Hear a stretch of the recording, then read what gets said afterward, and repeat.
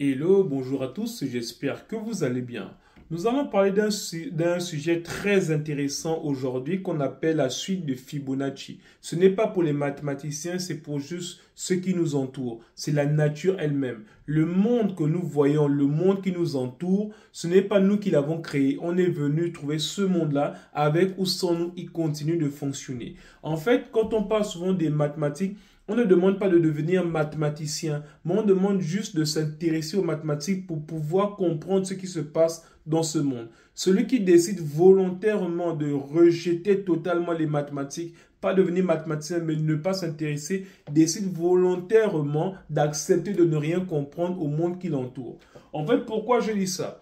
En fait, il y a ce qu'on appelle la suite de Fibonacci, un mathématicien qui est italien, qui a mis ces chiffres en place. C'est très simple, hein? C'est 1, 2, 3, 5, 8, 13, 21, 34 et ainsi de suite à l'infini. Concrètement, qu'est-ce que c'est? En fait, il suffit de faire juste 1 plus 1, ça fait 2. 2 plus 1, ça fait 3. 3 plus 2, ça fait 5. 5 plus 3, ça fait 8. 8 plus 3, 8 plus 5, ça fait 13 et ainsi de suite. Donc, pour trouver le nombre suivant, il suffit de faire l'addition des deux nombres précédents. C'est très simple. Mais en fait, pourquoi c'est important? Ce monsieur, il a découvert en fait que les pétales, vous voyez les pétales, lorsqu'une fleur vient au monde, en fait, le nombre de pétales suit ce chiffre-là. Ça commence par 1, 2, 3, après ça passe à 5, 8, 13. Et même au niveau des arbres, au niveau des feuilles, c'est la même logique. Tous les arbres et les feuilles, en fait, suivent cette logique-là qu'on appelle la suite de Fibonacci. Donc, concrètement, en fait, ça sert à quoi concrètement?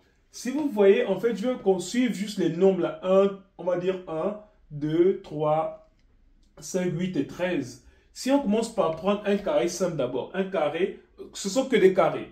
On va dire ici un carré de 1. Ensuite, un autre carré de 1, ça fait un sort de carré de 2.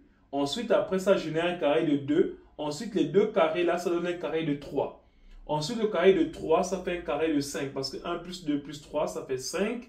Après le carré de 5, ça va donner un carré de 8. Après le carré de 8, ça va donner un carré de 13. Après, ce sera un carré, ainsi de suite.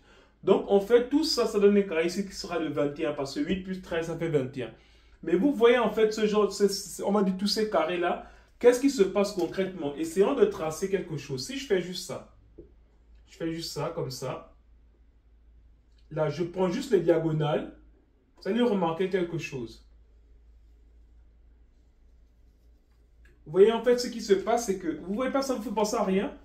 Par exemple, on va dire pour les escargots.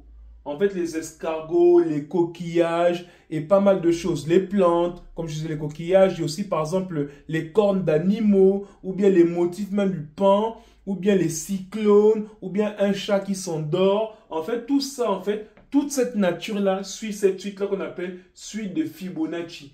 Cette forme-là, en fait. Et c'est important pour dire que aujourd'hui, en fait, le monde, il est régi au niveau de la suite de Fibonacci, donc beaucoup de formes.